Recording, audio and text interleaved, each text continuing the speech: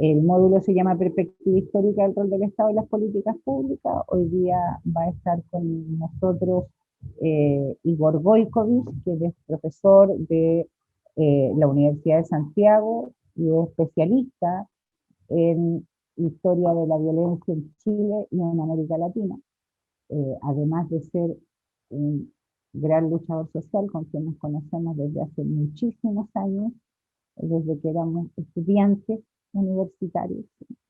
Eh, y por tanto nos hemos podido encontrar en muchos otros espacios, foros y encuentros donde claramente, incluso en el proceso del estallido, pudimos escucharlo, conversando en algunos cabildos con vecinos y vecinas de Valparaíso, y claramente creemos que es un tremendo aporte, y consideramos que es un tremendo aporte en la lógica del módulo que nosotros queríamos enfrentar.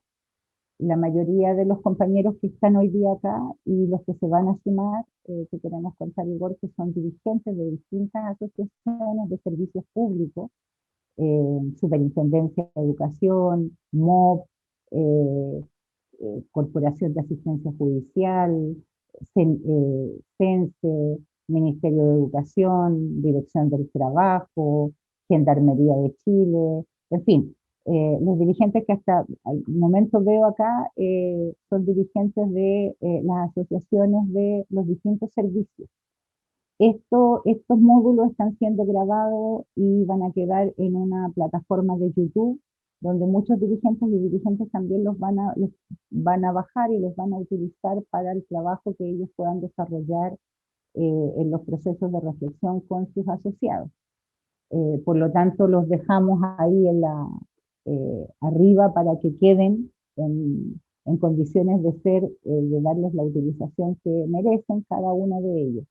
Y hacemos después los talleres de reflexión que nos permitan también como organización, desde la base y desde la participación de todos y cada uno de nuestros compañeros y compañeras, ir construyendo también un documento que vaya dando cuenta respecto de lo que los trabajadores del aparato central del Estado creemos y consideramos que debiese ser la conformación del Estado chileno y de las políticas públicas que él desarrolla.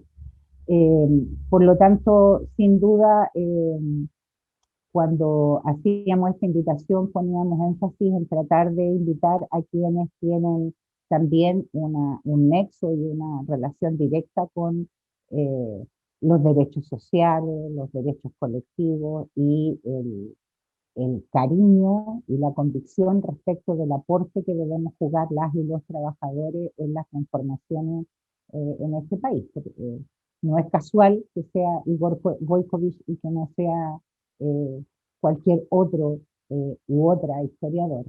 Así es que bueno, hecho esa presentación y teniendo la confianza en que vamos a tener una jornada muy rica en términos de contenido, voy a cerrar mi micrófono y voy a dejar con la exposición a nuestro compañero doctor Igor Gojkovic. Vamos. Bueno, muy buenas tardes a todas, a todos. Un placer acompañarlos en esta jornada de formación. Agradecerle evidentemente a Mabel y en general a todos los compañeros y compañeras de la ANEF la deferencia que tuvieron de invitarme a participar en este conversatorio, en este taller. Y señalar que las temáticas que a ustedes hoy día les preocupan o les interesan no pueden ser más relevantes ni más contingentes. Una de las grandes cuestiones que está precisamente hoy día en debate o en discusión no solo la política pública por arriba, sino que también en las asambleas territoriales por abajo, tiene que ver precisamente con las características del Estado, es decir, qué tipo de Estado es el que queremos construir, y a partir de ello, a su vez también, qué tipo de políticas públicas, y más específicamente, qué tipo de políticas sociales son las que nos interesaría poder desarrollar de aquí a los próximos 30, 40 o 50 años. De manera tal que lo que me interesa en esta oportunidad es poder situar esa problemática, es decir, la problemática del Estado, la problemática de las políticas públicas, la problemática de las políticas sociales, pero a su vez también la problemática del conflicto social y político en 4 momentos históricos. Uno que podríamos asociar a lo que podríamos denominar como la fase formativa del Estado en Chile, y a partir de ello intentar observar cómo se fue configurando, construyendo precisamente esa política pública, y esto tiene que ver básicamente con lo que la historiografía ha denominado como el régimen oligárquico, que es un periodo de la historia de nuestro país que arranca con el proceso de independencia y que se extiende hasta comienzos del siglo XX. Un segundo momento que marca un punto de inflexión como consecuencia del conflicto, van a ver aparecer el concepto de conflicto recurrentemente en mi exposición, y que refiere precisamente a los cambios sociales, los cambios políticos que se produjeron entre la década de 1920 y la década de 1930 y que dieron origen a este Estado mesocrático, digamos, que se configuró, que se constituyó en esa época y que abrió en ese sentido no solo el abanico de las políticas públicas, sino que también instaló por primera vez en la historia de Chile esto que denominamos como las políticas sociales, que son una parte, un componente de la política pública. Un tercer momento, evidentemente, tiene que ver con el golpe de Estado de 1973 y con la inauguración de una etapa refundacional, como la denomina Tomás Mulián, a la dictadura cívico-militar que se constituyó en ese momento. Y junto con ella, evidentemente, todas las transformaciones económicas, sociales, políticas y por extensión culturales que se fueron gestando, configurando a partir de ese momento y que en cierta forma nos llevan o nos conducen a este cuarto momento, que es una suerte de momento, uno podría decir, en refundacional, en el cual evidentemente todos los aspectos asociados a la construcción del Estado, a las políticas públicas y a las políticas sociales están tremendamente abiertos.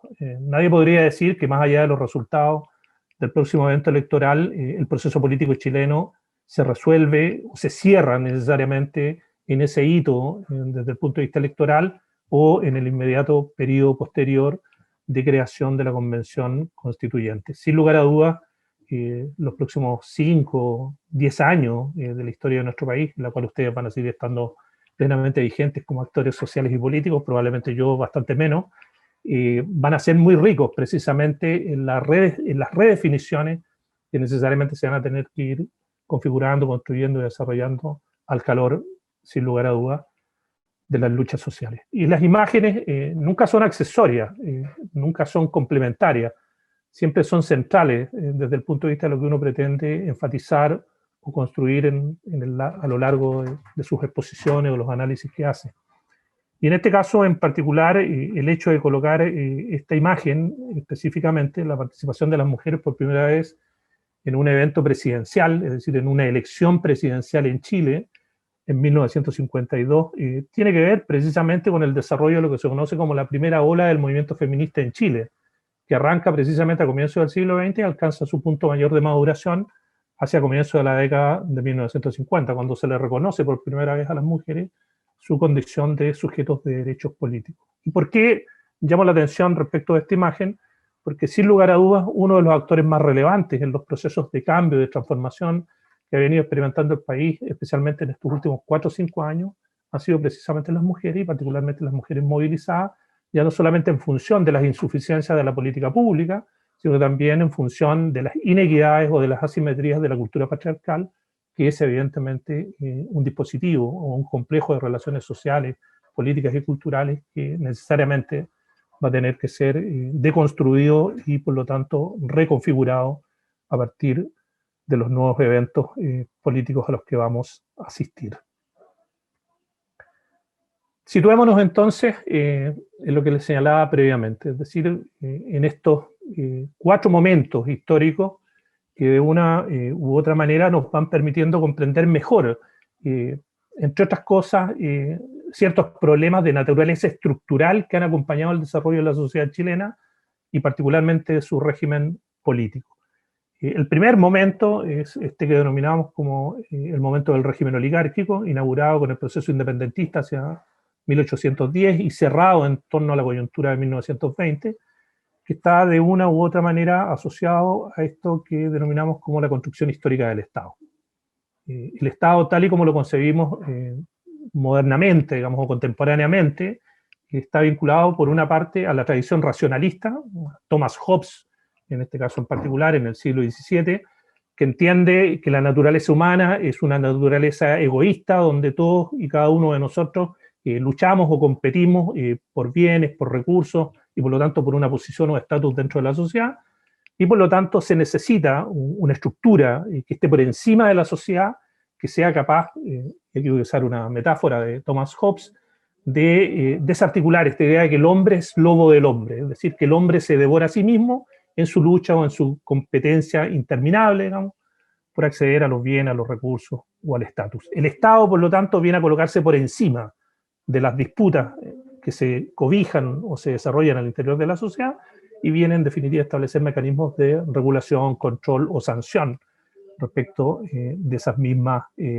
costumbres o tradiciones, en definitiva. La génesis del Estado moderno, por lo tanto, está en las definiciones de Thomas Hobbes en el siglo XVII, que luego, a partir de la Ilustración y del proceso revolucionario francés de fines del siglo XVIII, terminan eclosionando en esto que se conoce como el contrato social de Rousseau. Es decir, la soberanía radica en el pueblo y, por lo tanto, la función del Estado es lograr que esa soberanía popular se exprese o se manifieste a través de la vida política y, por lo tanto, que los conflictos se regulen a través de estos convenios, estos contratos o estos consensos, y cuando alguno se sale del consenso o se coloque en el margen del consenso, el Estado, siguiendo la tradición de Thomas Hobbes, venga a imponer la disciplina, el control o la regulación por intermedio de la fuerza. La construcción del Estado moderno, por lo tanto, es un elemento clave a partir del racionalismo y de la Ilustración para entender lo que fueron las bases ideológicas del Estado oligárquico del siglo XIX. Y en ese sentido, el segundo aspecto que me parece que es importante destacar a ese efecto es que en Chile la génesis del Estado moderno tiene que ver evidentemente con el proceso de independencia y va a ser expresión de los intereses de la clase terrateniente y mercantil.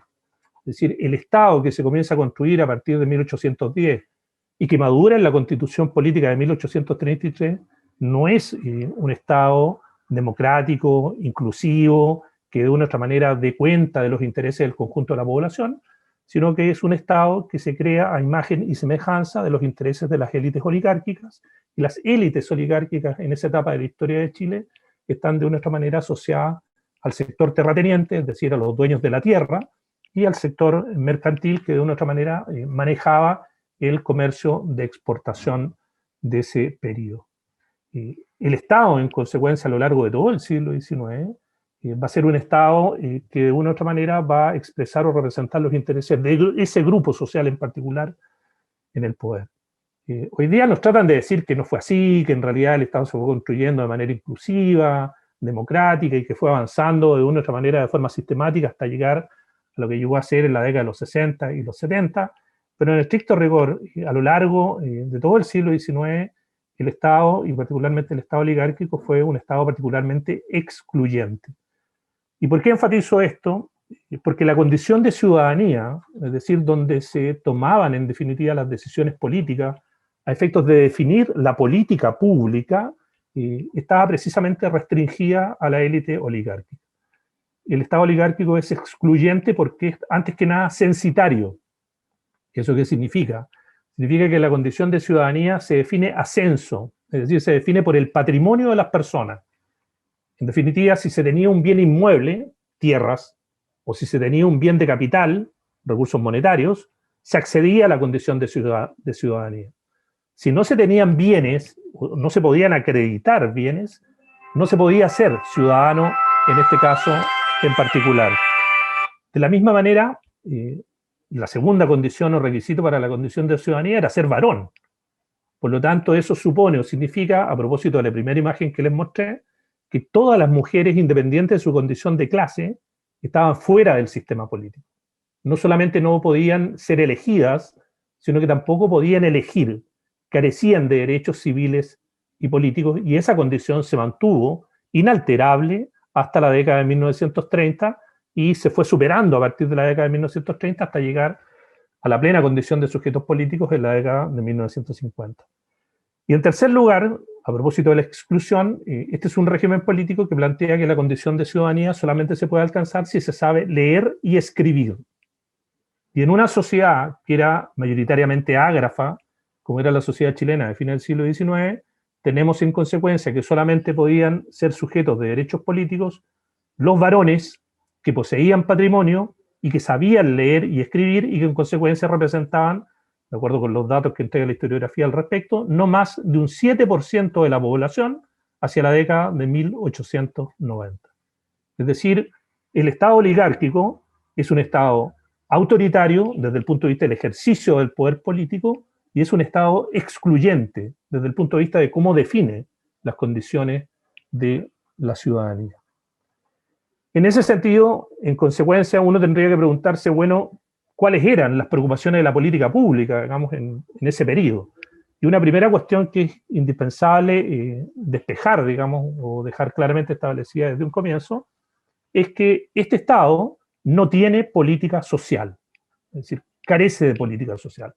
Para este tipo de Estado, los problemas asociados a la pobreza, a la falta de trabajo, a la indefensión, de una u otra manera se resuelven a través de la caridad. Es decir, la función de la élite dirigente, la élite oligárquica, terrateniente, es precisamente, siguiendo el mandato de la fe, ser caritativa. Y por lo tanto, de una u otra manera, la Iglesia, a través del ejercicio de la caridad, de la limosna, es la que tiene a su cargo, en este caso en particular, la, a lo menos, resolución parcial de los problemas sociales que, en este caso, afectan a la sociedad.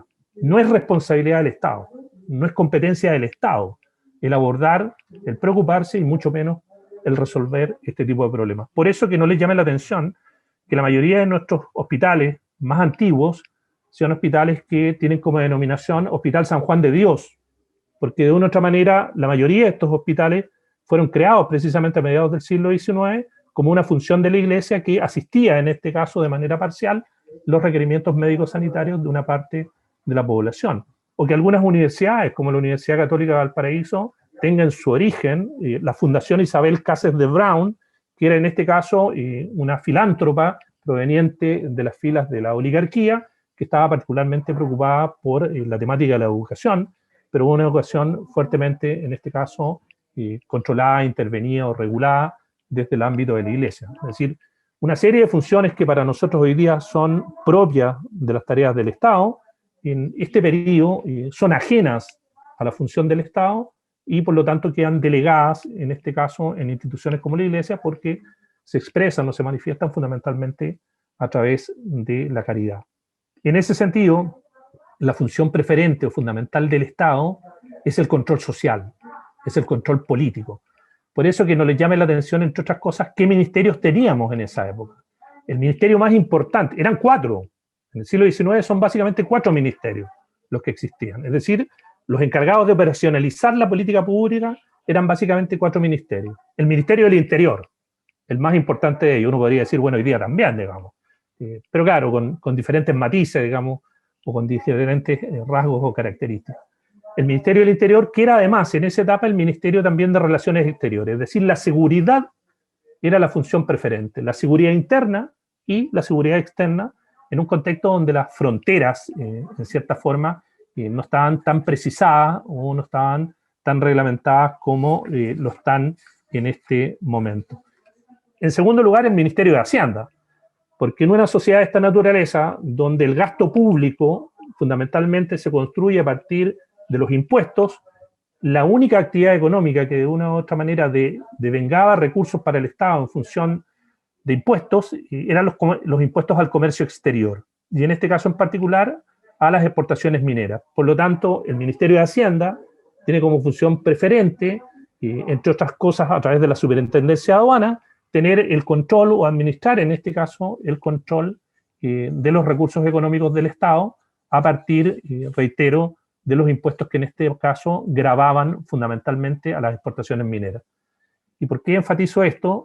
Porque siendo la clase terrateniente, es decir, la élite terrateniente, el grupo social y político más potente al interior del Estado, evidentemente no tributaba. Es decir, la tierra no tributaba, ni las exportaciones derivadas de la tierra tampoco tributaban, porque de una u otra manera estas élites terratenientes que gobernaban para sí mismas no pagaban evidentemente impuestos porque consideraban que no era lo que correspondía.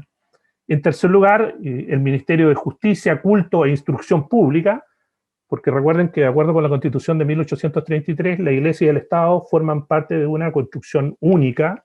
El Estado es un Estado confesional, es católico, apostólico y romano, por lo tanto le corresponde a la fe no solamente la divulgación del Evangelio, sino que también la formación, que se entiende en esta época como formación instruccional, es decir, hacia los sectores populares, la instrucción que importa y que se imparte tiene que ver con lo que hoy día podríamos denominar el primer ciclo de la formación de educación general básica.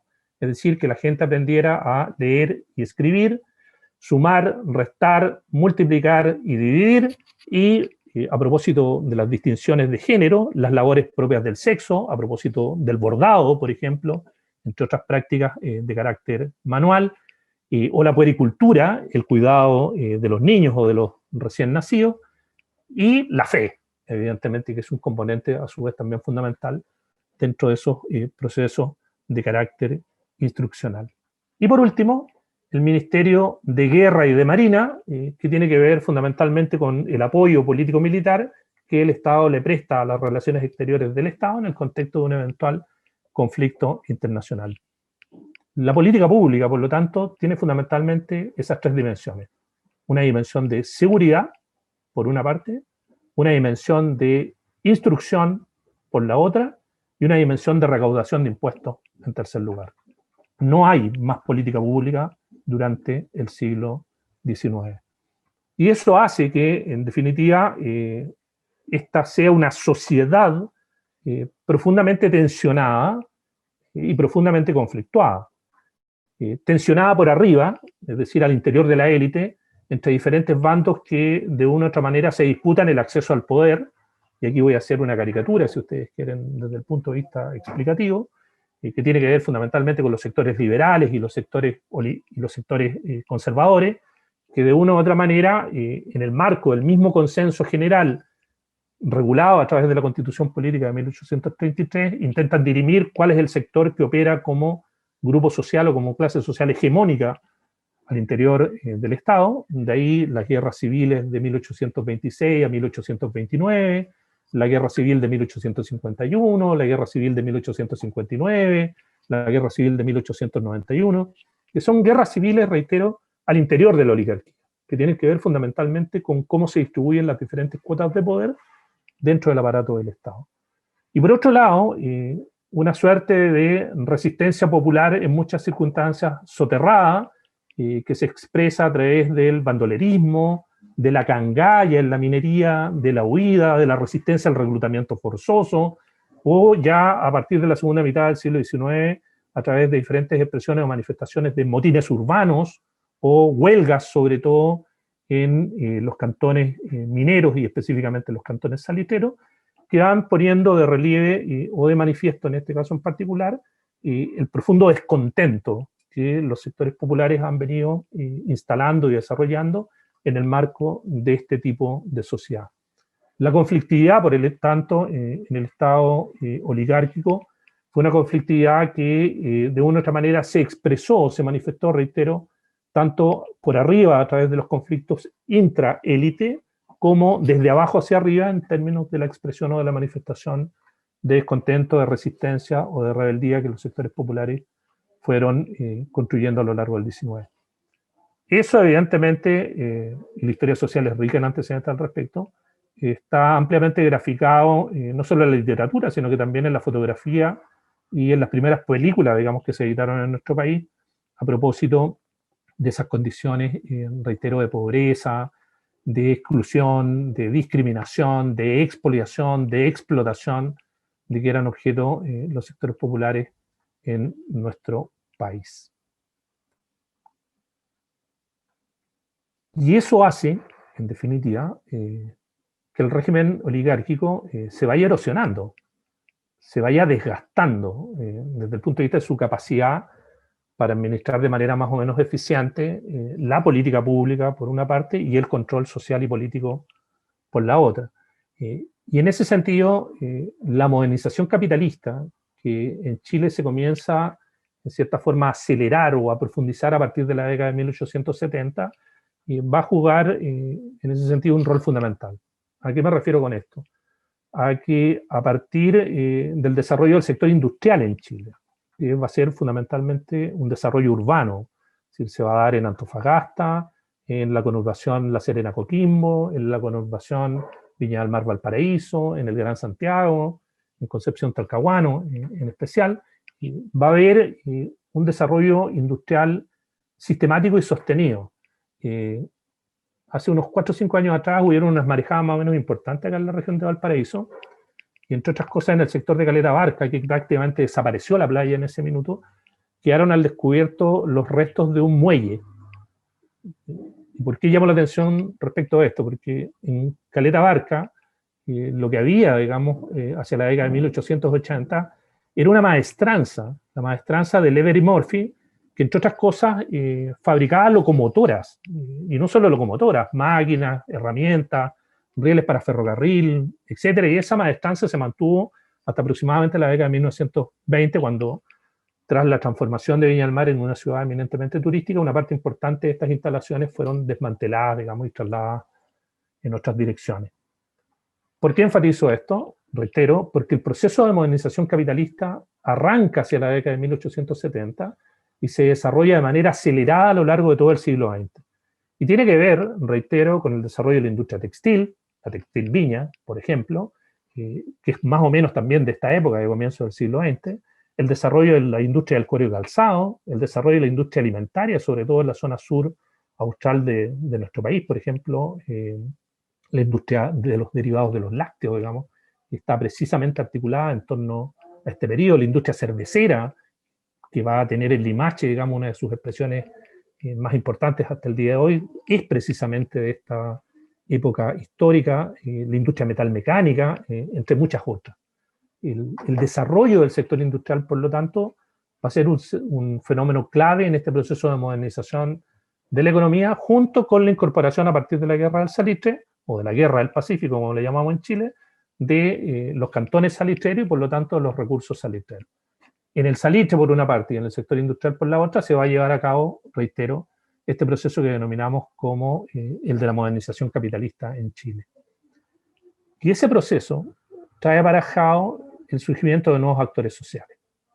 Uno que, evidentemente, cae de cajón, digamos, a propósito de las transformaciones económicas que experimenta el país, que es el surgimiento de la clase obrera. Es decir, junto con el desarrollo del sector industrial, hay una masificación del salariado como relación contractual, digamos, entre empleadores y trabajadores, y por lo tanto un desarrollo acelerado y significativo de la masa, si ustedes quieren, o del volumen de la fuerza de trabajo proletarizada. Pero todo este proceso de expansión económica supone a su vez también una expansión territorial. Lo decía recién, la Guerra del Pacífico, expansión hacia el norte, incorporación de las provincias de Antofagasta y Tarapacá, pero también expansión hacia el sur, a propósito de un problema tremendamente contingente, como es el conflicto mapuche. Se van a ocupar las tierras al sur del Biobío, la denominada pacificación de la Araucanía, y se va a terminar de consolidar la ocupación de los territorios de Aysén y de Magallanes. Es decir, el territorio sobre el cual ejerce soberanía el Estado crece hacia el norte y hacia el sur. Y cuando crece el aparato del Estado, y eso ustedes lo saben mucho mejor que yo, crece a su vez también la burocracia pública. Es decir, los funcionarios públicos asociados precisamente al aparato del Estado. Surgen servicios como aduanas, impuestos internos, tesorería, crece el volumen de las policías rurales y las policías urbanas, antes que se creara el Cuerpo de Carabineros de Chile en 1927. Crecen los dispositivos militares, crece el ejército, crece el número de maestros asociados a las tareas formativas que el Estado ya comienza a definirles a partir de este minuto. Crece la infraestructura médico-sanitaria, crecen el número de municipios y por lo tanto de funciones asociadas al desarrollo de la actividad municipal, crecen los juzgados desde los cuales se comienza a impartir justicia. Por lo tanto, todo este crecimiento del aparato del Estado, a partir de la década de 1880, que coincide con el crecimiento del sector minero e industrial permite el desarrollo de las clases medias o de las capas medias, como también se les ha dado en denominar. Tenemos por una parte, por lo tanto, el desarrollo del proletariado y tenemos por otro lado el desarrollo de las capas medias, y ambos sectores, de una u otra manera, con mayor o menor énfasis, están excluidos del sistema político. Es decir, no son sujetos de derechos dentro del sistema político del régimen oligárquico. Por lo tanto, la crisis del régimen oligárquico, el derrumbe del régimen oligárquico, o el desmantelamiento, si ustedes quieren, del mismo, va a ser el resultado precisamente no solamente del surgimiento y masificación de las clases medias, de los sectores proletarios, sino que de la organización y el desarrollo de diferentes expresiones, manifestaciones de acción colectiva que estos sectores comenzaron a desplegar desde fines del siglo XIX y hasta, a lo menos, la década de 1920-1930. Esta es la época en que surgen partidos como el Partido Radical, en 1860, o el Partido Demócrata, en 1888, o el Partido Obrero Socialista, en 1912, que van a ser precisamente las expresiones políticas a través de las cuales estos sectores sociales se van a comenzar a manifestar o a expresar o a demandar precisamente derechos sociales y políticos. La crisis del régimen oligárquico, por lo tanto, no es el resultado de una cuestión azarosa o casual, sino que es el resultado de un proceso histórico que fue, de una u otra manera, protagonizado por el proletariado, por una parte, y por las clases medias, por la otra.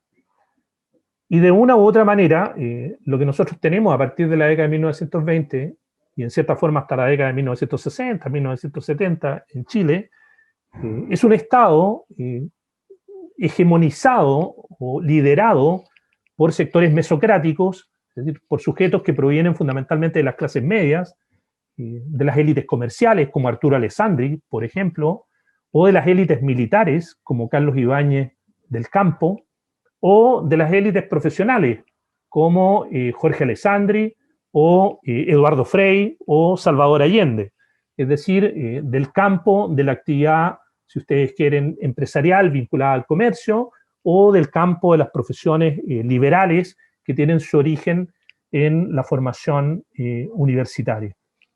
Pero en cualquiera de estas circunstancias, estas expresiones de liderazgo mesocrático, que son a su vez liderazgos carismáticos, es decir, sujetos que tienen o que construyen un vínculo muy fuerte y muy intenso con amplios sectores del mundo popular, que refieren o remiten a su vez también a que detrás de estos liderazgos hay unos movimientos de masas, tanto de sectores medios como de sectores populares, que de una u otra manera expresan no solo su respaldo, sino que esperan a su vez también de esos liderazgos la consecución de algunos derechos económicos, sociales o políticos. El régimen mesocrático en ese sentido supuso un nuevo pacto, al estilo rusoniano, digamos, un nuevo pacto donde nuevos actores se incorporan en definitiva al escenario de lo político, y cuando lo hacen esperan que una parte de sus demandas o sus reivindicaciones se vean debidamente satisfechas.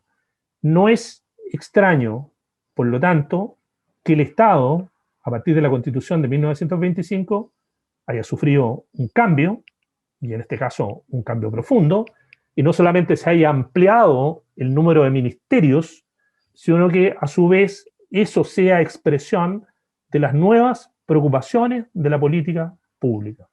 Es decir, no se crean ministerios solamente con el afán de crear nuevas instituciones al interior del aparato del Estado, sino que se crean nuevos ministerios y nuevos servicios porque la política pública hoy día ya no solamente tiene que resolver el problema de la seguridad o el problema de la instrucción o el problema de los ingresos derivados, en este caso en particular, del cobro de los impuestos, sino que ahora el Estado tiene que entrar a resolver o a satisfacer, a lo menos parcialmente, las demandas de importantes sectores sociales y políticos que están presionando a través de la movilización social. Por eso que surgen, entre otras cosas, ministerios como el Ministerio de Educación, el Ministerio de Salud, el Ministerio de Fomento, que fue la primera denominación que tuvo el Ministerio de Economía, cuando su preocupación fundamental era precisamente el impulso a los procesos de, en este caso, de industrialización. Posteriormente el Ministerio de Agricultura, que adquirir especial o particular relevancia en el marco, en el contexto a propósito de la imagen del proceso de reforma agraria, digamos, que vivió nuestro país, junto con la creación de otras instituciones como la CORA, el INEA, el INDAP, etcétera, que vinieron a apoyar precisamente el desarrollo del proceso de reforma agraria. El Estado se transforma y las funciones de la política pública se multiplican y aparece por primera vez la preocupación por la política social y se crea en esta época, aparte del Ministerio de Educación, aparte del Ministerio de Salud, el Ministerio del Trabajo, las direcciones del trabajo, las inspecciones del trabajo, y se dicta el primer Código del Trabajo, el Código del Trabajo de 1931, cuya función es precisamente regular el conflicto entre el capital y el trabajo. Nada de esto habría sido posible si estos actores sociales que se habían comenzado a constituir a fines del siglo XIX no se hubiesen articulado social y políticamente a efectos de ir generando primero la crisis del régimen oligárquico e inmediatamente después la transformación del Estado, la transformación de la política pública y la irrupción de la política social. Ahora bien, entre la década de los 60 y la década de los 70, y esta es una historia bastante más documentada, bastante más conocida, la política pública se tensiona en función de esto que se ha denominado como los megaproyectos que se van a constituir y que se van a confrontar políticamente en esta época, y van a dar origen a esta diada conflictual que de una u otra manera genera las condiciones para lo que luego va a ser el golpe de Estado en 1973, que va a ser la tensión entre reforma y revolución. Es decir, ¿cuál es el ritmo de los cambios en la política pública? Tiene que ser un ritmo de naturaleza reformista, tal y como se definía especialmente desde las filas no solo de la democracia cristiana, sino que también del Partido Radical y de otros sectores sociales y políticos de la época, o tiene que ser un proceso mucho más acelerado de cambios estructurales, en este caso vinculados a un proceso revolutivo que provoque transformaciones profundas en la sociedad chilena, como era de una u otra manera la apuesta, digamos, del gobierno de la Unidad Popular y de otros actores sociales y políticos que acompañaron ese proceso. La política pública, en ese sentido, de una u otra manera, se vio severamente o fuertemente tensionada como resultado precisamente de la construcción y del arraigo social y político que adquirieron estos dos grandes proyectos, digamos, en discusión o en debate durante este periodo.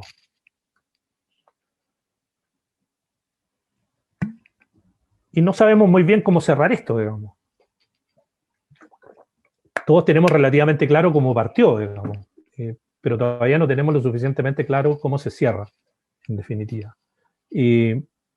Lo que sí es evidente es que a partir del golpe de Estado de 1973, no solamente asistimos a un profundo proceso de reestructuración, en este caso de las relaciones sociales de producción en lógica capitalista en Chile, lo cual es evidente a propósito de la adopción a partir de 1975 del modelo económico neoliberal, sino que también asistimos a un profundo proceso de reingeniería política, y no solo institucional, sino que tiene que ver también con el tejido social y político de la sociedad chilena, que cristaliza, digamos, o se materializa en la Constitución Política de 1980. La represión, en ese sentido, que se inaugura con el golpe de Estado de 1973, y que de una u otra manera se va a extender a lo largo de todo el régimen dictatorial, generó las condiciones políticas para la refundación de la sociedad chilena, como dice en este caso Tomás Mulián, en el sentido de que estos cambios, estas transformaciones neoliberales, que ya los economistas neoliberales las habían anunciado en los años 50, es decir, no es que se le haya ocurrido a la dictadura o a los Chicago Boys. Ya en los años 50, economistas norteamericanos que estuvieron de visita en Chile, precisamente en el Instituto de Economía de la Pontificia Universidad Católica de Chile, dijeron, es decir, con este Estado, con esta política pública y con esta política social, nunca se va a lograr resolver el problema de la inflación. Recuerden que el origen de la política neoliberal es una política monetarista, digamos, por lo tanto, el gran responsable del subdesarrollo económico es la emisión de papel moneda. Y en la lógica neoliberal, y a efectos de poder controlar la emisión de papel moneda, es fundamental neutralizar a los sindicatos, digamos, que es lo primero que hizo la dictadura militar en Chile y es lo que hizo posteriormente Margaret Thatcher en Gran Bretaña, digamos, en la década de 1980. Es decir, la receta es más o menos común. El problema es la presión social, es la movilización social. Eso es lo que genera, digamos, las alteraciones de mercado. Por lo tanto, a efecto de que el mercado funcione libremente, es imprescindible neutralizar toda expresión o manifestación, en este caso, de presión proveniente desde los sindicatos o desde la sociedad civil.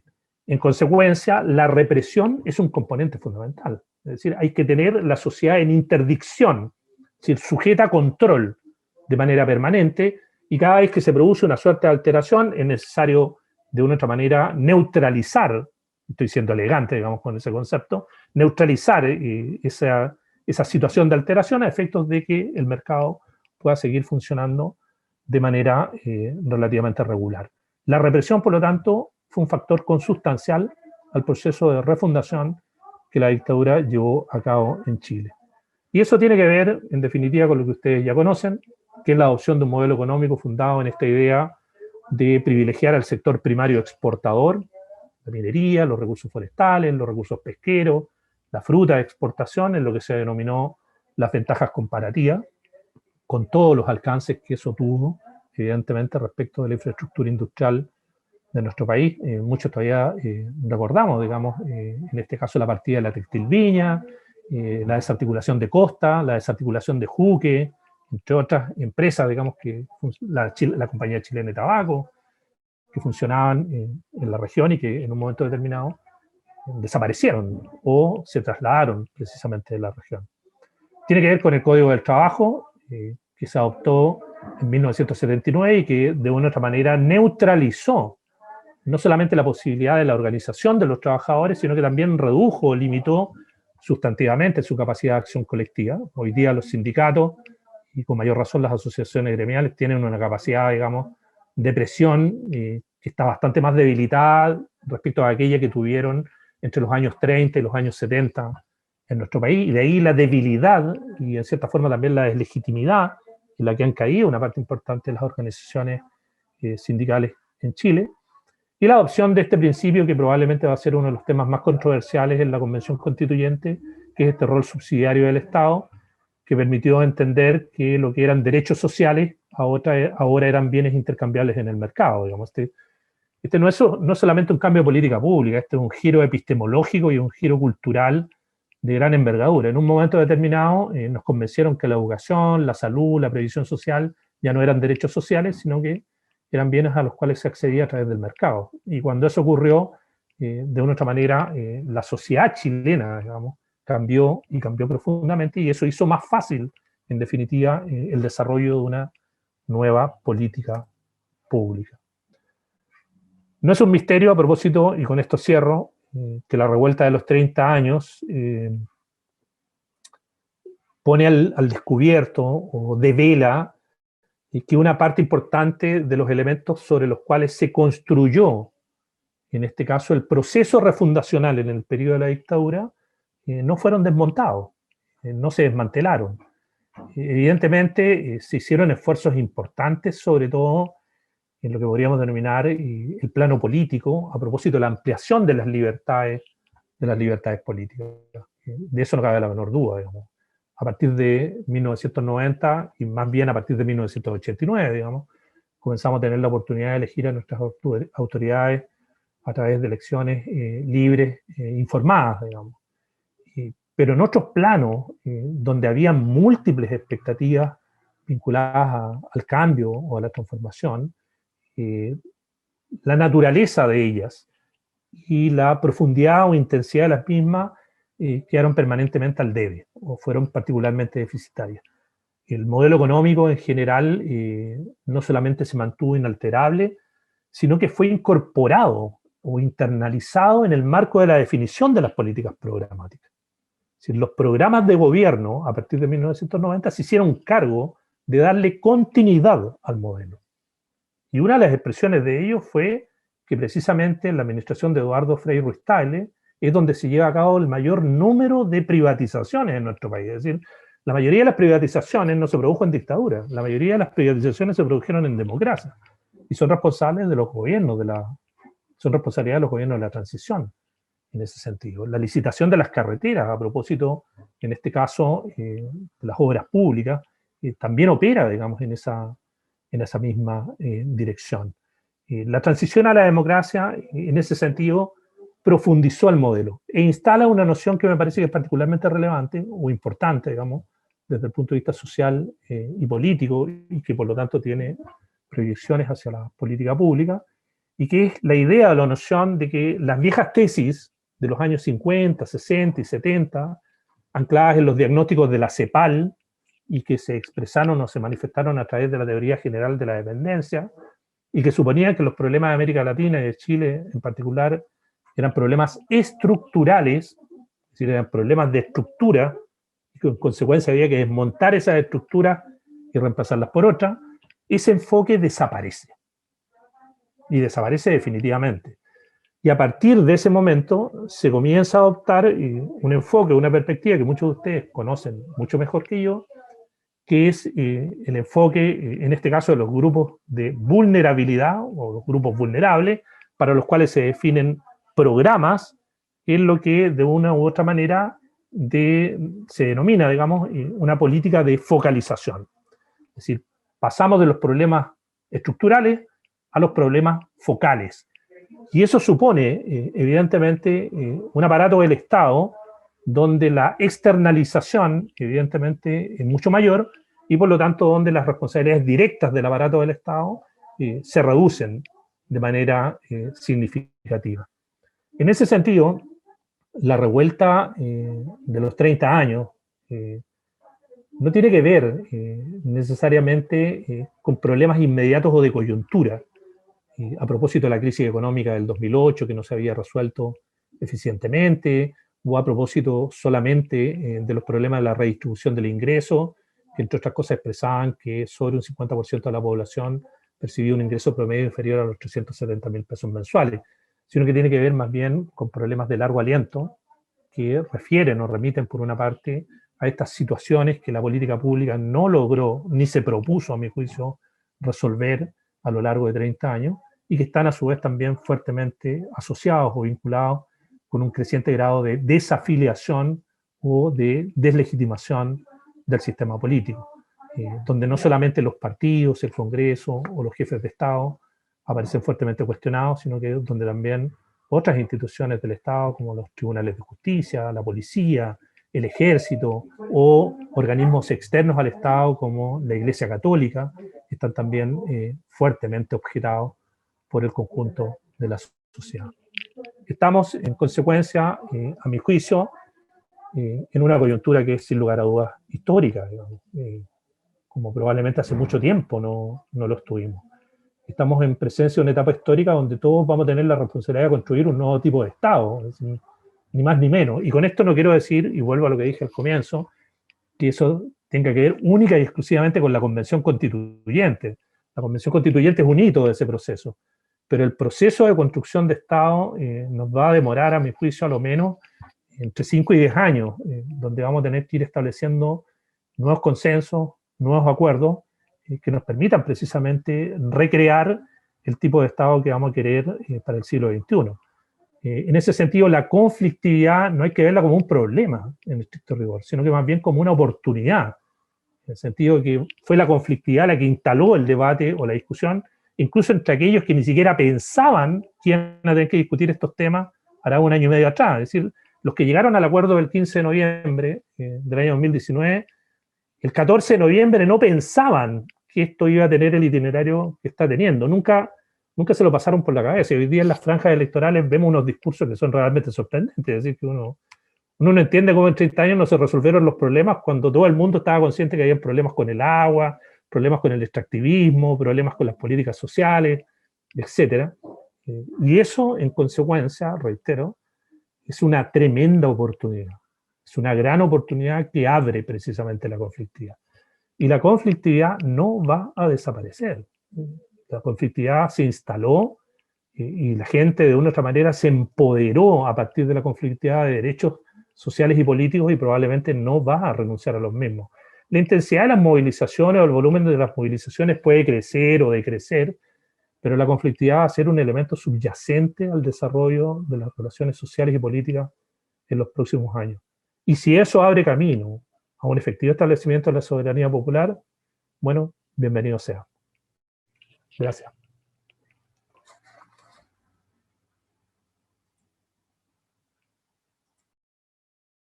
Gracias, Igor. Muchas gracias por la presentación. Si estuviéramos presencialmente estaríamos todos aplaudiendo. Pero este es uno de los líos de este aparatito, ¿verdad? Que no podemos expresar como quisiéramos las emociones. No sé si hay preguntas, compañeros y compañeras, para que se vayan anotando. Algunos han escrito algunas cosas y han hecho algunos comentarios en el chat, pero sería bueno que esos comentarios lo hicieran públicamente y que pudiésemos generar ahora un debate. Obviamente tenemos ahí algunas responsabilidades. A mí me gustaría partir señalando, por ejemplo, que efectivamente a lo largo de la construcción de Estado, y a propósito de lo que va diciendo, nos ha comentado Igor, el rol que han jugado las organizaciones y fundamentalmente los trabajadores, el mundo proletario, incluso la clase media, han sido determinantes también para provocar algunos cambios a lo largo de la historia de este país.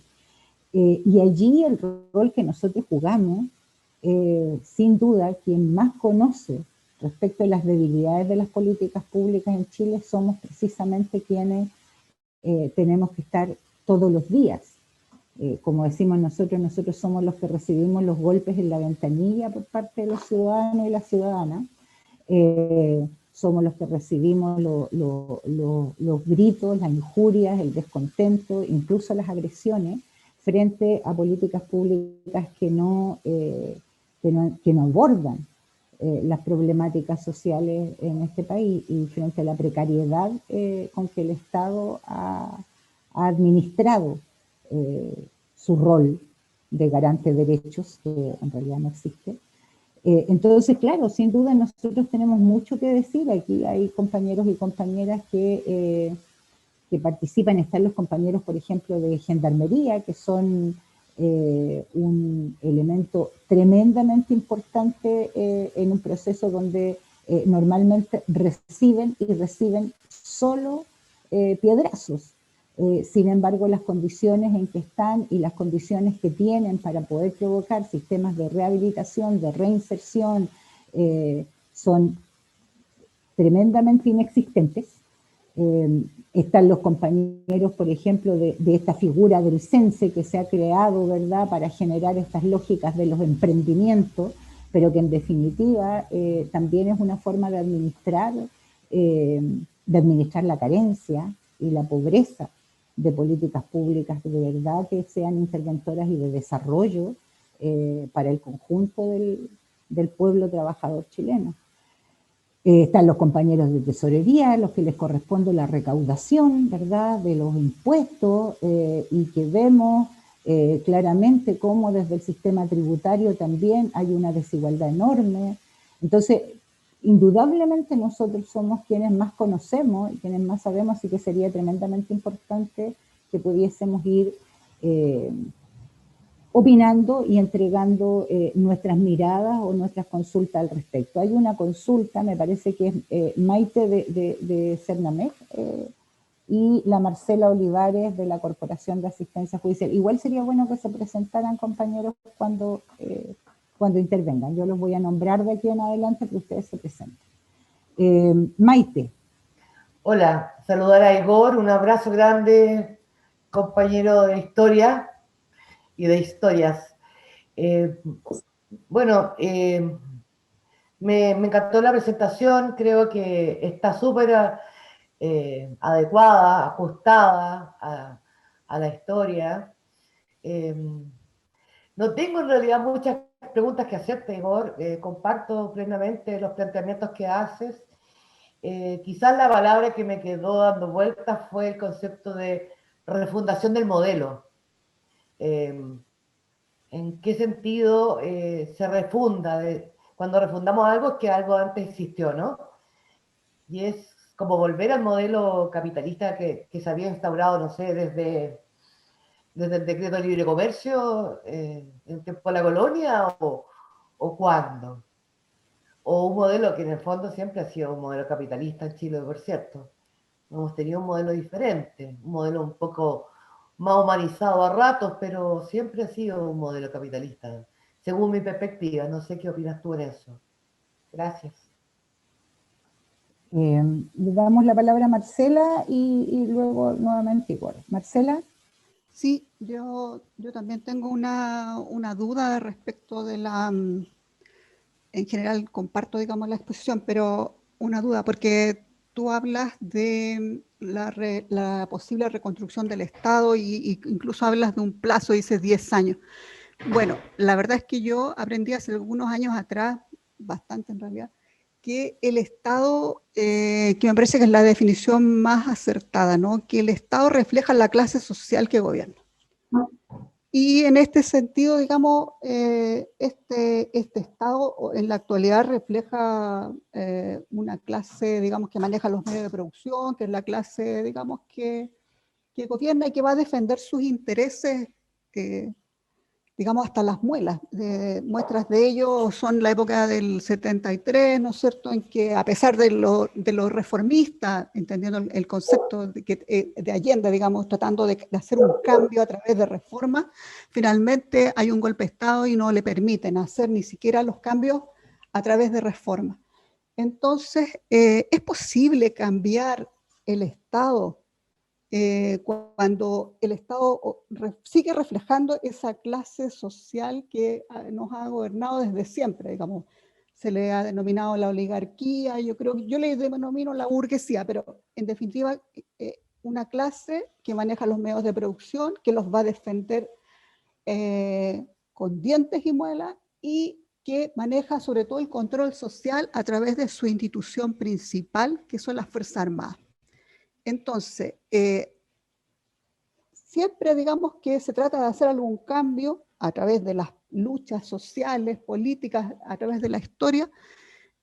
Finalmente esta clase logra imponerse nuevamente y tiene la institución fundamental, que es la que maneja y es la que protege para que reprima y controle socialmente al pueblo, a los trabajadores. Yo diría, por ejemplo, que es imposible, digamos, reconstruir, y ahí comparto, digamos, un poco la pregunta de la colega anterior, que dice, ¿reconstruimos qué? ¿Lo que estaba? ¿O hacemos realmente un cambio estructural? Porque, por ejemplo, hoy día, cuando yo he planteado muchas veces que las reformas no nos sirven porque lo que necesitamos son grandes cambios estructurales. Entonces, ahí la pregunta en definitiva es, tú hablas de la reconstrucción, dice, del Estado, que nos podría costar unos 10 años más. ¿De qué reconstrucción estamos hablando? Eso. Igor, te dejo para que respondas ahí mientras algunos otros compañeros van pensando en sus preguntas. Vale. Bueno, varias consideraciones y todas las intervenciones evidentemente tienen un sentido de profundidad respecto del cual yo respondo solamente, no tanto en cuanto profesional, en este caso de una disciplina en particular, sino que también como sujeto y como ciudadano, y por lo tanto, respecto a las proyecciones, puedo cometer evidentemente muchos desaciertos, digamos, o muchos errores, ¿no? La historia te permite reconocer cómo se fueron encadenando los acontecimientos históricos a efecto de ir configurando la realidad en la cual estamos insertos, pero no necesariamente la historia te permite establecer cuáles van a ser indefectiblemente los caminos de futuro, digamos. Es decir, inevitablemente la trayectoria de este proceso va en esa dirección. Por lo tanto, cuando hable en ese sentido, considérenlo fundamentalmente como una opinión, digamos, como una opinión informada, pero como una opinión al fin y al cabo. Pero varias, o a lo menos tres digresiones en relación con lo que les inquieta. Primero, que lo que yo acabo de exponer es una cuestión muy esquemática, tremendamente general, respecto de cuestiones que han sido objeto de un tratamiento muy erudito por parte de la historiografía y sobre todo de la historiografía que se ha venido haciendo cargo de los sectores populares o de las clases subalternas, como se le denominan más contemporáneamente, en estos últimos 20 o 30 años. Desde más o menos fines de la década de los 80, comienzo de la década de los 90, historiadores como Gabriel Salazar, María Angélica Illane, Sergio Grés, entre muchos otros, han hecho aportes tremendamente relevantes, no solamente al conocimiento del pasado profundo, sino que también al debate de las cuestiones contingentes, es decir, a cómo la historia de una u otra manera nos permite precisamente comprender de mejor forma lo que ha estado ocurriendo en estas últimas décadas en Chile. Y por lo tanto, las y los invito a darle una mirada, digamos, a esa historiografía. No siempre esa historiografía está contenida en textos para especialistas, digamos, o para el circuito estrictamente académico, sino que mucha de esa historiografía tiene formato de divulgación donde cualquiera de nosotros, digamos, puede de una u otra forma acercarse a cuestiones que son de una tremenda relevancia para el análisis de la situación que estamos viviendo hoy día en nuestro país. Y eso en primer lugar. En segundo lugar, hacernos cargo, y aquí retomo el concepto de Tomás Mulián de refundación, cuando él identifica el proceso económico, social, político y cultural que llevó a cabo la dictadura a partir de 1973. Recuerden que, a propósito de un tema que tuvo de mucha contingencia en las últimas semanas, que Jaime Guzmán Errázuriz fue el principal artífice o ideólogo de lo que fue el modelo institucional que de una u otra manera instaló la dictadura. Jaime Guzmán formó desde septiembre de 1973 de las comisiones constituyentes que estuvieron inicialmente a cargo de Enrique Ortúzar. Las comisiones constituyentes no se crearon unos meses antes de la dictación de la Constitución de 1980. Las comisiones constituyentes que presidió Enrique Ortúzar se crearon, si mal no recuerdo, el 23 de septiembre de 1973 y tuvieron un funcionamiento regular, digamos, hasta la dictación de la Constitución en septiembre de 1980. Y el principal artífice de esa Constitución fue, como todos ustedes saben, Jaime Guzmán Errázuriz. ¿Y por qué refiero a él? Porque Jaime Guzmán era, antes que nada, un hispanista formado en una escuela constitucionalista de cuño tradicional que había inaugurado Ramiro de Maeztu hacia la década de 1930. Es decir, la génesis del pensamiento ideológico de Jaime Guzmán está profundamente emparentada con esa tradición ideológica que se había venido gestando hacia la década de 1930. Por lo tanto, cuando piensa el Estado, Jaime Guzmán lo piensa, parafraseando a Alberto Evas, como el Estado en forma. Y ese Estado en forma era el modelo portaliano. No es extraño, en ese sentido, que la dictadura haya recurrido a la imagen de Portales, como la imagen que de una u otra manera mejor representaba lo que era la construcción del Estado, la definición de la política pública y el ejercicio de la autoridad como un elemento central. Por eso que es una refundación, es decir, es un modelo nuevo que parte evidentemente de la realidad contingente, de la realidad histórica específica que le tocó vivir y administrar a la dictadura, pero que se inspira en todo un acervo ideológico, cultural y político que arranca de la tradición portaliana. Y recuerden que la tradición portaliana, es decir, la tradición de la Constitución de 1833, tiene dos fundamentos básicos, digamos, contenidos en la Carta de 1833 y de una otra manera retomados en la Constitución de 1980, que es el derecho de propiedad, es decir, como un derecho prácticamente sacralizado, es decir, nunca más la propiedad privada puede ser pasada a llevar, como se hizo con la reforma constitucional del 67, que permitió la reforma agraria, o con la reforma constitucional del 71, que permitió la expropiación de las transnacionales. El derecho de propiedad tiene que consagrarse como un derecho político fundamental de quienes tienen, evidentemente, el capital, y por lo tanto, el principio de propiedad queda fuertemente instalado dentro de la Constitución. Y en segundo lugar, el principio de autoridad. Es decir, la autoridad expresada, en este caso, como ustedes muy bien lo dijeron, en términos de los intereses de las clases dirigentes o de las clases hegemónicas, tienen que estar lo suficientemente garantizados a efecto de que ningún tipo de subversión, alteración, movilización o planteamiento, digamos, que supongo conlleve la transformación, tenga alguna posibilidad política, digamos, de alcanzar estatus, digamos, de legalidad. Es decir, nunca más una experiencia como la de la Unidad Popular. pero no solo por los partidos políticos de la izquierda, sino que por todo lo que llevó históricamente a que la Unidad Popular llegara al poder. Es decir, no se trata solamente de sacar de la esfera de la política a la izquierda, sino que se trata de que la institucionalidad política nunca más permita que una experiencia de ese tipo vuelva a tener una posibilidad o una opción de transformar o de cambiar las relaciones de dominación. La refundación, por lo tanto, tiene elementos de contemporaneidad, de contingencia, pero tiene evidentemente también elementos, digamos, del pasado, digamos, que se recuperan a efectos de darle nuevos sentidos en el presente. Eso en segundo lugar. Y en tercer lugar, y aquí ya esto remite más bien con las cuestiones de futuro, digamos, y donde les reitero, hago elucubraciones que tienen que ver más bien con opiniones fundadas y no necesariamente con aciertos derivados del análisis histórico, hacernos cargo de que los procesos constituyentes, independientes que operen a través de una asamblea constituyente o una convención constitucional, como es el caso de lo que va a ocurrir en nuestro país, suelen normalmente, digamos, ser expresión de correlaciones de fuerza que operan al interior de una sociedad y que dan origen a nuevas relaciones de poder. Eso siempre ha sido así, digamos, en todos los lugares del mundo. Cuando se produce la revolución bolchevique en 1917, una de las consignas fundamentales era la Asamblea Constituyente.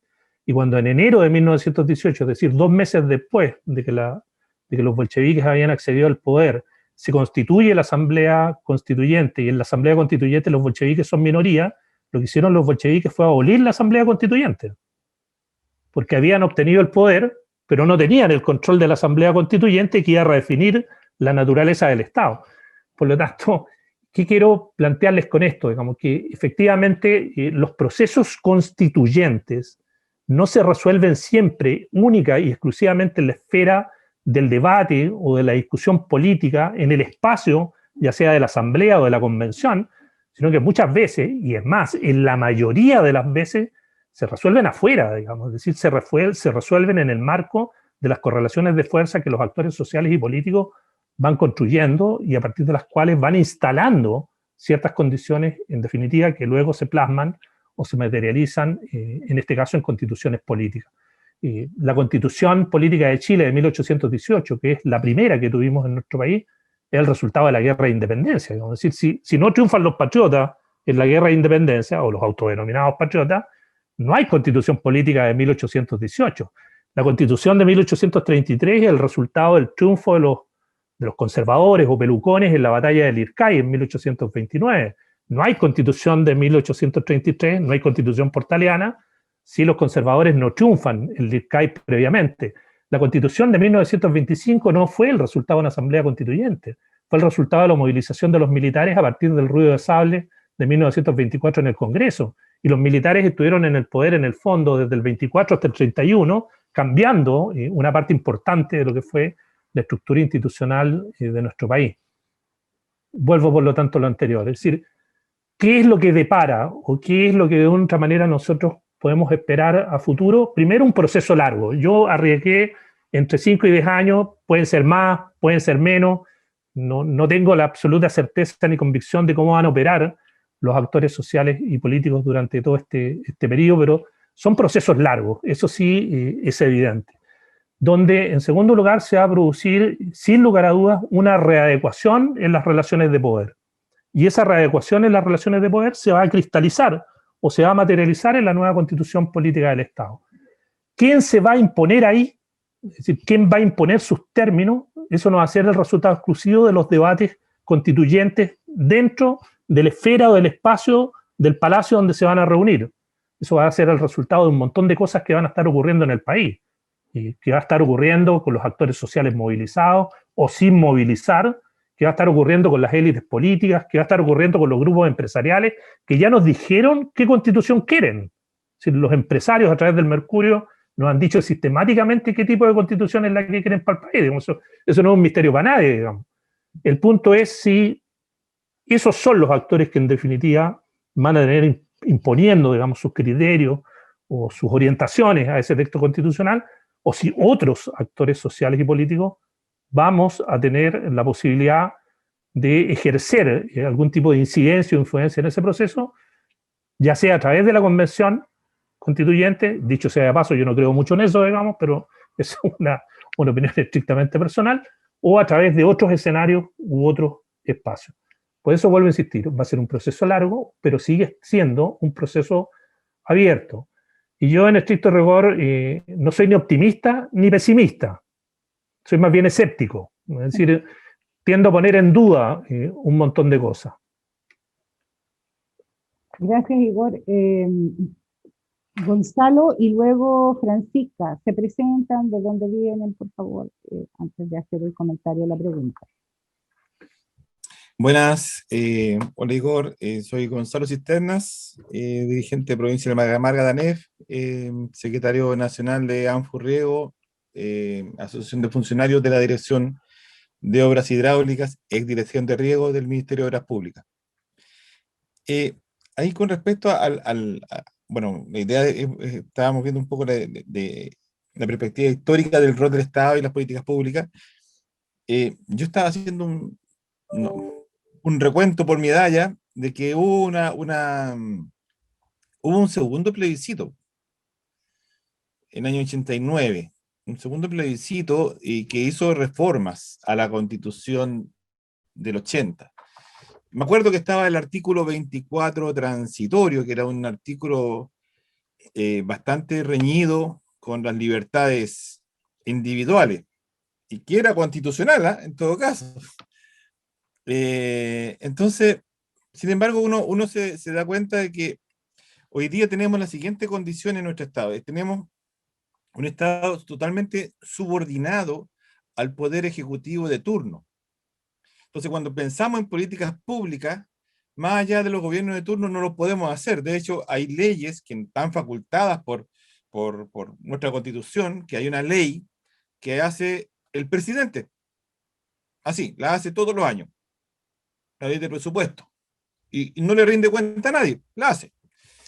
Entonces, para nosotros tener la posibilidad, por ejemplo, como tuvieron otros estados sumamente destruidos después de guerras, que definieron políticas públicas con programas decenales, quincenales, de 25 años, incluso hasta de 50 años, con una programación de las políticas públicas.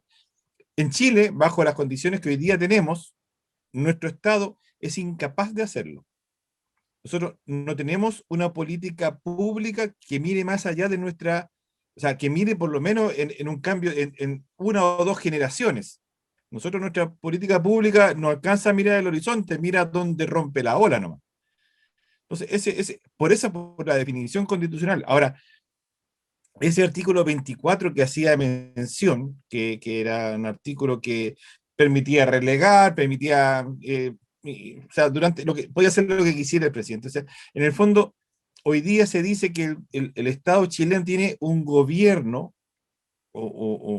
como hiperpresidencialista. Ese es muy elegante, la forma de decirlo, porque en el fondo da una secuencia muy coherente con lo que fue la dictadura cívico-militar. O sea, no es un gobierno o sea, sí lo es, un hiperpresidencialista, porque el Parlamento, que son dos cámaras además, no sé si se perdió la conexión. ¿Se perdió la conexión? No. Nuestro Parlamento, que son dos cámaras, además tenemos una tercera que tiene una constitucional, o sea, la posibilidad de las iniciativas populares de ley son bastante difíciles. Entonces, a mi entender, el gobierno o la forma de gobierno que tiene Chile, de acuerdo a la Constitución, es un gobierno totalitario. No es una dictadura nada más, pero las posibilidades de que el pueblo de Chile pueda tener iniciativas populares de ley que sean satisfactorias, va a tener primero que romper con una cámara, después romper con la segunda cámara y pasarla al Tribunal Constitucional. Y pasar al presidente que se quiere hacer un veto. O sea, es absolutamente totalitario, a mi entender, y esos son uno de los puntos que habría que modificar, porque es un totalitarismo constitucional. Gracias, Gonzalo. Francisca.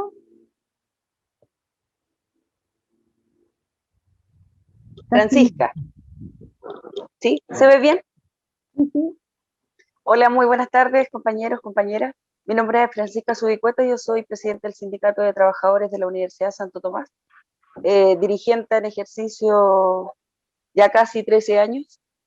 Y bueno, yo creo que la presentación se ha dicho bastante, ¿cierto?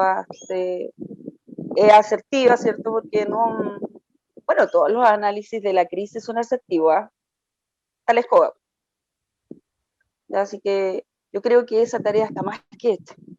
El punto está en que creo que nos hemos preguntado qué tenemos que hacer, porque tenemos un proceso constitucional, ¿cierto? Que es un constructo, algo inventado, que no existe en la legislación, en donde finalmente eso es como un limbo, que no va a llegar a ninguna parte y finalmente la constitución o los cambios o los ajustes, porque yo le llamaría ajustes a esa constitución, van a quedar en manos, ¿cierto?, de Renovación Nacional.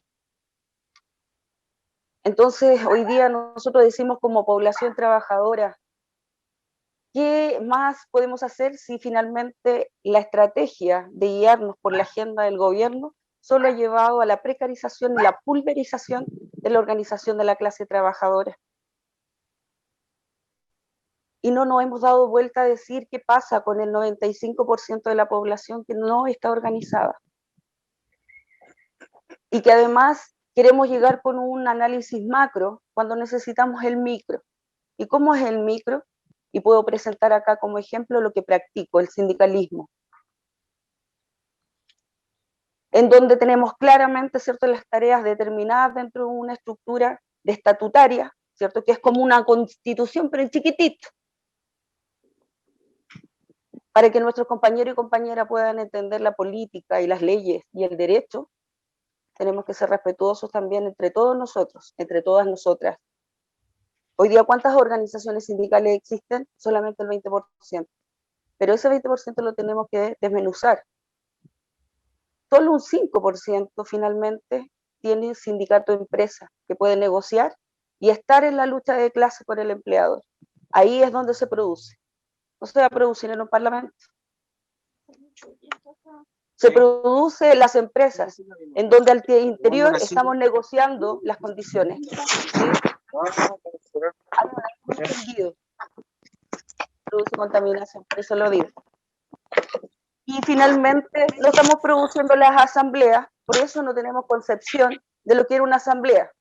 Y Perdona Francisca, Carlitos Miranda, apaga tu micrófono, por favor. Oh, Carlos. Y en donde además tenemos la situación, ¿cierto?, del concepto constituyente, que es el que convoca. Tampoco lo sabe la población porque no lo practica. ¿Sí? En donde hacemos la asamblea, presentamos las propuestas, quién debe votar, y debemos ser claros y dialécticamente poderosos al decir quién es la máxima autoridad. Esas son las bases. Pero tenemos dirigencias o dirigentes que finalmente hablan por colores propios muchas veces, por procesos históricos de aprendizaje, incluso de pequeños grupos, pero no podemos hablar por una masa, porque no hemos estado en el ejercicio con la masa. Que en el fondo estoy hablando de una base de trabajadores, una base de vecinos, una base de pobladores, ¿sí? Tenemos la mala práctica de seguir el mal ejemplo sistemático del capital, direcciones populares, y no tenemos el ejercicio de masa. Y vuelvo a insistir, creo que hoy día tenemos que volcarnos como personas, como hombres y mujeres, a educar a nuestros compañeros de base, a traspasar, ¿cierto?, todos los conocimientos, porque ya está claro que la crisis, ¿cierto?, del individualismo es producto de la privatización de la idea, cuando la idea era colectiva, era para compartirla, ¿sí? Salimos de lo primitivo, supuestamente, con este razonamiento, pero nos perdimos en el tiempo de la competencia. Y hoy día sabemos que hay una crisis no solamente política, sino que también económica, en donde está hoy día, más que en crisis la tierra, la existencia humana. Eso es lo que está en crisis. Por eso le ponemos caducidad, ¿cierto?, al fin del mundo. Porque ni nosotros mismos somos capaces de vivir y tolerar, ¿cierto?, esta realidad que nos inventamos y las aceptamos como una verdad, porque dialécticamente no hemos sido capaces de estacionar nuestros conceptos como corresponde, que es con el pensamiento crítico, en donde si nos dice convención constitucional, a ver, pero decíamos asamblea constituyente, a través de los cabildos, a través de la asamblea, alcanzar cierto el poder de la soberanía, en donde todos nosotros íbamos a decir, sí, esto queremos y esto no lo queremos. Ahí se hubiesen ejecutado no más FP. ¿El pueblo quiere más FP? No. Fuera. Que es lo que han logrado los pueblos latinoamericanos más allá de la cordillera. Que tampoco nos queremos unificar desde ahí porque obviamente, no sé, hay un problema sistemático. Francisca, ¿podrías ir redondeando, por favor? Porque tenemos que ir terminando. Sí, solamente quería dar las gracias, pero creo que si hay algo por hacer, es educar a nuestros compañeros y compañeras, traspasarles los conocimientos, respetar las asambleas, realizar las asambleas, más bien dicho, y obviamente tomar todos estos procesos históricos para analizarlos de manera objetiva, ver los errores, aprender de ellos y ver que esto y nos va a arrojar todo lo que no hemos hecho. Y ponernos las pilas en lo que hay que hacer. Eso. Ok, Francisca, gracias. Muchas gracias. Disculpe si me alargué. No te preocupes. Muchas gracias, compañeros y compañeras. Igor, te dejo porque ya tenemos que ir finalizando. Te dejo para antes de cerrar, para responder a los dos compañeros. Sí, en realidad, como las dos últimas intervenciones tienen más bien la connotación de planteamientos, por lo demás bien fundados respecto de cuestiones que son tremendamente contingentes, no me compete darles una respuesta en el sentido estricto, digamos, del concepto de la noción. Comparto varias de las aprehensiones, de las inquietudes, y evidentemente de las angustias que en muchas circunstancias este tipo de escenarios nos plantea, como le han planteado también a otros compañeros y compañeras en otros contextos o circunstancias históricas. Si estas cosas fueran fáciles de resolver o expeditivamente fáciles de abordar, ya hace mucho rato que no tendríamos los problemas que tenemos, digamos, eso es evidente. Y una de las cuestiones que demostró o que puso de manifiesto la crisis, yo diría incluso la hecatombe de los socialismos reales entre 1989 y 1991, es que estos procesos políticos no se resuelven con manuales que preestablecen las direcciones de los procesos históricos. Eso no es así.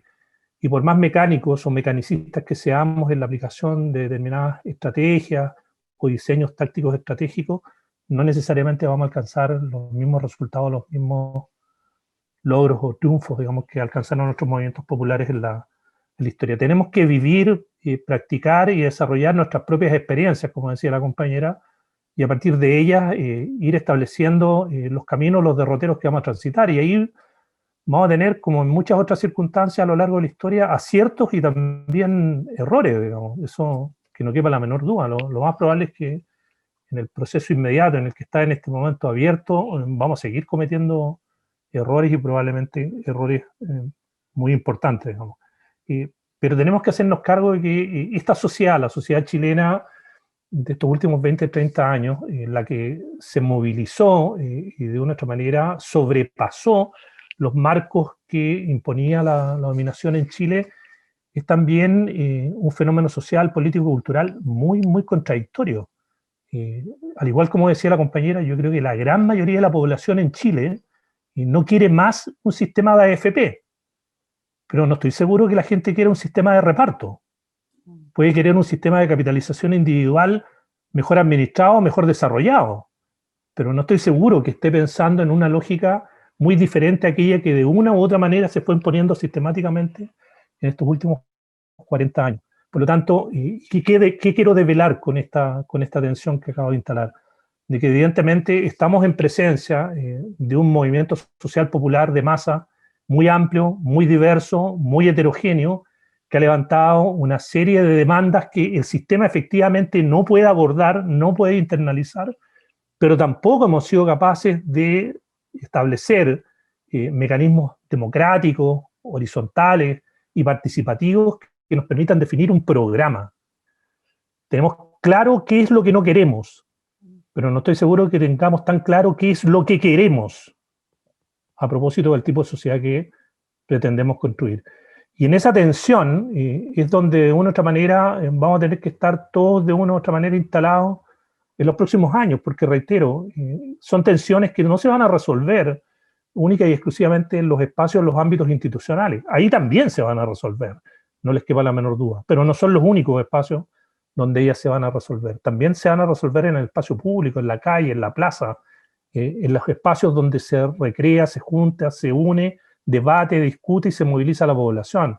De manera tal que, vuelvo a reiterar, este puede ser un proceso largo, va a ser un proceso súper contradictorio en muchas circunstancias, pero no va a ser un proceso sin nosotros, va a ser con nosotros. Esa es quizás la gran diferencia. Ok, Igor, muchas gracias. Yo igual quisiera hacer un par de comentarios. Primero, no podría no estar de acuerdo con lo que acabas de decir. Hace mucho tiempo que venimos discutiendo, incluso en los espacios de coordinación y en los mismos espacios sindicales, respecto de la gran capacidad que tenemos para levantar demandas y la escasa capacidad que tenemos para levantar propuestas o programas de trabajo. Incluso estos mismos espacios, levantamos escuelas, levantamos discusión, hacemos el esfuerzo por generar formación que desde nuestra perspectiva, humildemente, lo que intentamos es ir generando mayor conciencia en la clase trabajadora respecto de que nuestras luchas son estructurales y no solo gremiales. Y hemos ido avanzando en eso. Sin embargo, nos cuesta muchísimo aún poder romper con algunos elementos que son propios además de la cultura neoliberal, porque el neoliberalismo no trajo solo consigo un elemento político y económico, sino también cultural. Entonces el individualismo, el exitismo, la competitividad, la inmediatez, son elementos propios de esa cultura neoliberal que nos separa de lo colectivo, que pone la competencia por sobre la solidaridad, ¿verdad? Al individuo por sobre lo colectivo. Y eso ha permeado todas las organizaciones, y así como están desprestigiadas las organizaciones políticas, también lo están las sindicales.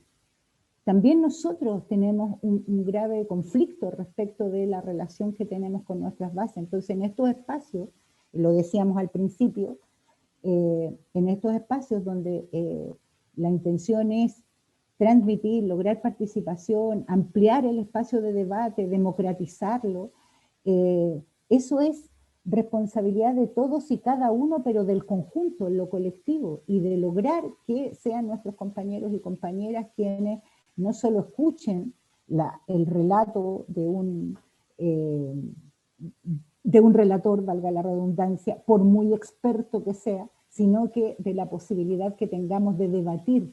Ya Igor lo decía, sabemos cuál es la historia, sabemos cómo algunos ciclos se repiten, ¿verdad? Sabemos quién es la clase que ha dominado durante toda la historia de nuestro país. Sabemos cómo esa clase ha influido respecto de las políticas públicas y la precarización de la vida, pero no sabemos cómo vamos a hacer la fuerza necesaria y vamos a generar la correlación de fuerza necesaria de esta mayoría precarizada que pueda transformar las condiciones que hoy día tenemos. Y eso depende de todos y cada uno, pero del colectivo, del conjunto, y allí dirigentes y dirigentas tenemos doble, triple responsabilidad. Entonces, claro, en este espacio donde deberíamos haber tenido por lo menos unas 60 personas, dirigentes y dirigentas, llegamos a tener 19 compañeros y compañeras. Nosotros dijimos, vamos a avanzar con lo que haya que avanzar y con lo que tengamos para avanzar, pero sin duda es responsabilidad de estos 18, 19 lograr que esto se transmita a las 19 bases, ¿verdad? Y que se transmita al resto de los dirigentes y dirigentes, en función de ir construyendo. yo no tengo ninguna confianza, menos aún después de todo lo que ha pasado, la cantidad de constituyentes, o sea, claro, uno, pero sabe que tiene que avanzar y los procesos son procesos. Los procesos dependen de la fuerza que nosotros pongamos en ellos también. La clase dominante va siempre, siempre a intentar ponernos trabas. Y si nosotros no somos correlación de fuerza, nos van a poner la pata encima, de eso estamos como casi seguros. Tampoco soy ni optimista ni pesimista al respecto, yo creo que avanzamos harto y gracias al pueblo movilizado hemos avanzado harto en términos de que la gente al menos sepa lo que no quiere. Y eso es un gran avance. Hace unos años atrás ni siquiera eso teníamos. Eso es un tremendo avance, que hoy día las peleas no sean sectoriales, sino que cada vez tengan una connotación de ser más estructurales, que en el sindicalismo estemos entendiendo de mejor manera que la lucha es más estructural que gremial. Me parece tremendamente importante en términos de avance.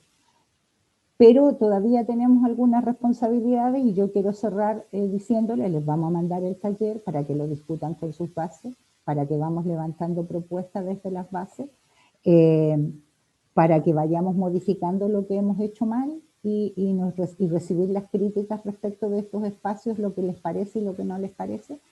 Y por supuesto, nuevamente agradecer a Igor, porque indudablemente que él viene a entregar 1 hora y media de su tiempo a un espacio como el nuestro, con todas las debilidades que tenemos.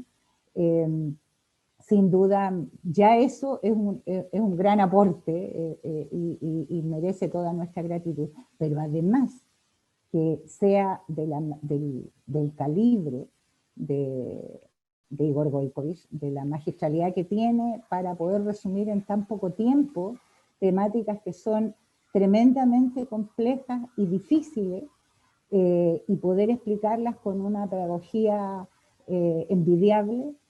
La verdad es que es múltiple el agradecimiento, así que Igor, además muchos de nuestros compañeros en el chat también te han dejado los saludos y los agradecimientos.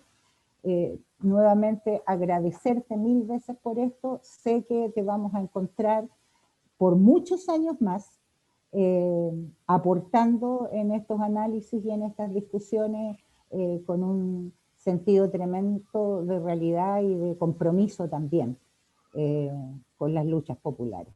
Así que bueno, con eso vamos a ir cerrando. Igor, no sé si tú... Sí, gracias. Gracias a ustedes por la deferencia de invitarme, por no solo la atención con la cual acompañaron el desarrollo de la actividad, sino que también por las preguntas y los debates que se instalaron. Siempre en todos estos procesos de autoformación, todos aprendemos. Y yo siempre he valorado mucho los mismos porque son oportunidades tremendas a través de las cuales me voy empapando de lo que está pasando y a las cuales voy aprendiendo. Y ahora me voy a la Villa Berlín, pero me voy en formato digital también porque hay un debate, una discusión precisamente sobre el proceso político constituyente a partir de las 7. Así que encantado de acompañarlos también en una próxima oportunidad. Chao, que estén súper. Y muchas gracias a todos y todas, compañeros y compañeras, por haber asistido, a algunos que han estado en todos los módulos, algunos que se vienen incorporando. Seguramente nos vamos a estar viendo igual el próximo jueves.